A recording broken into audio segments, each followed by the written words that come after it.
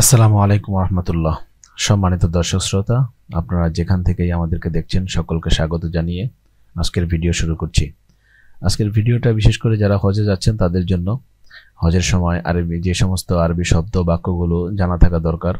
Saudi আরব একটি ভিন্ন দেশ, এই দেশে গিয়ে যে সমস্ত শব্দগুলো বাক্যগুলো আমাদের অতীব জানা দরকার এবং প্রয়োজনীয়, সেই বিষয় নিয়ে আমরা ভিডিও করব এবং এই ভিডিওটা আমরা 3টা পার্টে করব। আজকে হচ্ছে আমাদের প্রথম পর্বের ভিডিও। তো আশা করছি যারা হজে যাবেন তাদের এই শব্দগুলো জানা থাকলে অনেক সহজ হবে এবং ভালো হবে এবং সবকিছু খুব সুন্দরভাবে আপনি বুঝতে পারবেন এবং বলতে পারবেন। তো চলুন কথা না বাড়িয়ে শুরু করা যাক। জি, সর্বপ্রথম আত-তাহিয়া মানে অভিবাদন, অর্থাৎ কাউকে যখন আমরা দেখব, কারোর সাথে যখন কথা বলবো তার শুরুতেই আমরা তাকে অভিবাদন জানাবো। এটা আমরা সবাই জানি যে আমরা অভিবাদন জানাবো হচ্ছে আসসালামু আলাইকুম ওয়া রাহমাতুল্লাহি ওয়া বারাকাতুহু। এটা দিয়ে আমরা অভিবাদন জানাবো। অথবা কেউ যদি আমাকে আসসালামু আলাইকুম ওয়া রাহমাতুল্লাহ বলে, তখন প্রতি উত্তরে আমরা ওয়া আলাইকুম আসসালাম ওয়া রাহমাতুল্লাহি ওয়া বারাকাতুহু বলবো। এরপর আসুন যে ধন্যবাদ ও কৃতজ্ঞতা প্রকাশ করব কিভাবে। কাউকে ধন্যবাদ দেওয়ার প্রয়োজন দেখা দিতে পারে, সেক্ষেত্রে আমরা কি বলবো? তখন আমরা বলবো শুকরান। ধন্যবাদ বা শুকরিয়া। কি বলবো? শুকরান। এরপরে আমরা আরো বলতে পারি যে জাযাকাল্লাহু খাইরান। আল্লাহ আপনাকে উত্তম বিনিময় দান করুন। জাযাকাল্লাহু খাইরান। আল্লাহ আপনাকে উত্তম বিনিময় দান করুন। অথবা আমরা এভাবে বলতে পারি আল্লাহু ইউজজিকা বিল খাইর। আল্লাহু ইউজজিকা বিল খাইর। এটা অর্থ আল্লাহ আপনাকে উত্তম বিনিময় দান করুন। তো একটা মানুষ আপনার সাথে যদি ভালো আচরণ করে, ভালো কিছু করে, কিছু দেয়, তখন আমরা এইভাবে তার শুকরিয়া এবং কৃতজ্ঞতা, ধন্যবাদ জানাতে পারি। এরপর আসুন আমাদের কিছু সংখ্যা জানার প্রয়োজন পড়ে। 1 2 3 4 এগুলো প্রায় আপনার সব জায়গায় ব্যবহার করার প্রয়োজন দেখা দিবে। তখন আমরা এই সংখ্যাগুলো কিভাবে বলবো এটা একটু শিখে নেই। 1 ওয়াহিদ, ওয়াহিদুন 1, ওয়াহিদ 1। 2 ইসনান, 3 সালাসা, 4 আরবাআ, 5 খামসা, 6 সিত্তা, 7 সাবআ, 8 সামানিয়া, 9 তিসআ, 10 আশিরা। আবার বলছি, ওয়াহিদ 1, ইসনান 2, সালাসা 3, আরবাআ 4, খামসা 5, সিত্তা 6, সাবআ 7, সামানিয়া 8, তিসআ 9, আশিরা 10। তো এই হচ্ছে সংখ্যা। এই সংখ্যাগুলো আমাদের প্রয়োজন পড়তে পারে। এরপরে আসুন অনুমোদন ও অসম্মতি প্রকাশ। অর্থাৎ কেউ যদি কোনো কিছু আপনাকে জিজ্ঞেস করে আপনি খাবেন কিনা, আপনি যাবেন কিনা, আপনি গাড়িতে উঠবেন কিনা, তখন আমরা সাধারণত বলি হ্যাঁ বা না অথবা অবশ্যই। যেমন যদি আমরা বলি হ্যাঁ, তখন আমরা বলবো নাআম। নাআম এর মানে হচ্ছে হ্যাঁ। অথবা যদি কোনো কিছু করার ইচ্ছা আপনার না থাকে, তখন আমরা না বলে দিব। তখন আরবিতে বলবো লা। আরবিতে বলবো লা। আর যদি আপনাকে বলে আপনি কি এখন হোটেলে যাবেন, আপনি কি এখন মসজিদে নামাজ পড়তে যাবেন, যদি কেউ জিজ্ঞেস করে, এটা যদি আপনি বুঝতে পারেন, তখন আপনি বলবেন অবশ্যই, বিত্তাকিদি। অবশ্যই, বিত্তাকিদ। তো আসুন এরপরে অনুভূতি ও স্বাস্থ্যাবস্থা প্রকাশ।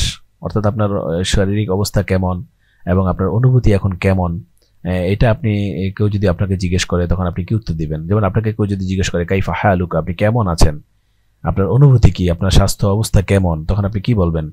উত্তরে বলবো আনা বিখাইরিন আলহামদুলিল্লাহ। আনা বিখাইরিন আলহামদুলিল্লাহ। আমি ভালো আছি আলহামদুলিল্লাহ। অথবা মনে করুন আপনি অনেক ক্ষুধা অনুভব করছেন, আপনার ক্ষুধা লেগেছে, তখন আপনি এভাবে বলবেন যে আশউরু বিল জুই। আশউরু বিল জুই, আমি ক্ষুধা অনুভব করছি। কিন্তু আপনি যদি ক্লান্তি অনুভব করেন, তখন আপনি বলবেন আশউরু বিত্তাআবি। তাআবি, আশউরু বিত্তাআবি, আমি ক্লান্তি অনুভব করছি। আচ্ছা, এরপর আসুন আমার বিশ্রাম প্রয়োজন। তখন আমরা বলবো আহতাজু লিররাহাতি। আহতাজু লিররাহাতি, আমার বিশ্রাম প্রয়োজন। অথবা আমরা বলতে পারি আহতাজু ইলার রাহাতি। আহতাজু ইলার রাহাতি, আমার বিশ্রাম প্রয়োজন। এরপর আসুন দূরত্ব ও দিক নির্দেশন প্রকাশ। অর্থাৎ কাছে, দূরে, পাশে, কাছাকাছি, সামনে, পিছনে ইত্যাদি বোঝানোর জন্য যে সমস্ত শব্দগুলো ব্যবহার হয় সেগুলো বলে দিচ্ছি এবং এগুলো খুব বেশি কাজে লাগে। সৌদি আরবে আপনি যখন চলতে ফিরতে যাবেন, হজ করবেন, কাউকে হয়তো বলার প্রয়োজন দেখা দিবে, কাছে দূরে ইত্যাদি, আমার সামনে পিছনে, এগুলো বলার প্রয়োজন দেখা দিবে। এগুলো নিয়ে বিস্তারিত আমরা পরের ভিডিওতে আলোচনা করব, তবে এখন সংক্ষিপ্তভাবে আমরা জেনে নিচ্ছি। যেমন দূরবর্তী বাঈদুন, দূরবর্তী বাঈদুন, তারপরে নিকটবর্তী করিবুন, নিকটবর্তী। এরপর হচ্ছে উত্তর শিমালুন, উত্তর। সামনে আমামা, সামনে। পাশে বিজানিবি, পাশে। উপরে ফাওক, উপরে ফাওক। এরপরে দক্ষিণ জানুবুন, পূর্ব শারকুন। জানুবুন মানে হচ্ছে দক্ষিণ, শারকুন মানে হচ্ছে পূর্ব। পশ্চিম আরবি হচ্ছে গরবুন, গরবুন। আর পিছনে আরবি হবে দুইটা, একটা হচ্ছে ওয়ারা আর একটা হচ্ছে খলফা। ওয়ারা আর একটা হচ্ছে খলফা, পিছনে। কাছে এটা বোঝাতে আমরা ব্যবহার করব আইংদা, কাছে আইংদা। নিচে তাহতা, নিচে আরবির জন্য বলবো তাহতা। তাহলে আরেকবার বলছি, বাঈদুন দূরবর্তী, করিবুন নিকটবর্তী, শিমালুন উত্তর, আমামা সামনে, বিজানিবি পাশে, ফাওক উপরে, জানুবুন দক্ষিণ, শারকুন পূর্ব, গরবুন পশ্চিম, ওয়ারা অথবা খলফা পিছনে, আইংদা কাছে, তাহতা নিচে।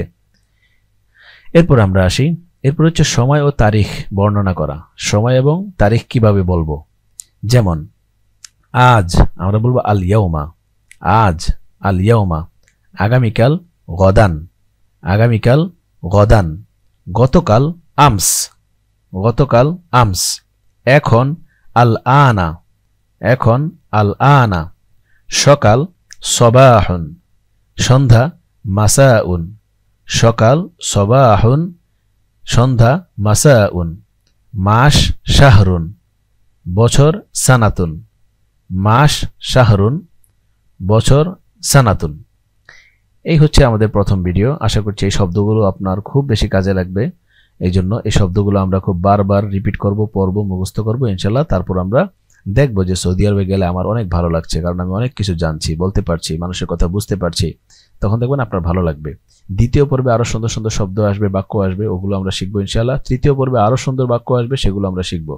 আশা করছি এই 3টা ভিডিও যদি আমরা কমপ্লিট ভালোভাবে শিখি, বলি এবং মুখস্থ করি, তাহলে দেখা যাবে সৌদি আরবে গেলে অনেক কিছু আপনার কাছে মনে হবে সহজ, অনেক কাছাকাছি মনে হবে, যে আপন মনে হবে, নিজের এই দেশটাকে নিজের দেশ মনে হবে। তখন অনেকের ভাষা আপনি একটু একটু বুঝবেন, আপনি কিছুটা হয়তো বলতে পারবেন। এই জিনিসটা আপনার ভালো লাগবে ইনশাআল্লাহ। আমরা পরবর্তী ভিডিওগুলোতে আরো বিস্তারিত আলোচনা করব। সেই পর্যন্ত আপনারা সবাই ভালো থাকুন, সুস্থ থাকুন এবং আপনাদের হজকে আল্লাহ রাব্বুল আলামিন কবুল করুন এবং আপনাদের নিয়তকে আল্লাহ রাব্বুল আলামিন কবুল করুন। এবং আমরা যারা হজের নিয়ত করেছি বা ভবিষ্যতে যাব, আল্লাহ আমাদের সকলকে একবার হলো জীবনে হজ করার তৌফিক দান করুন।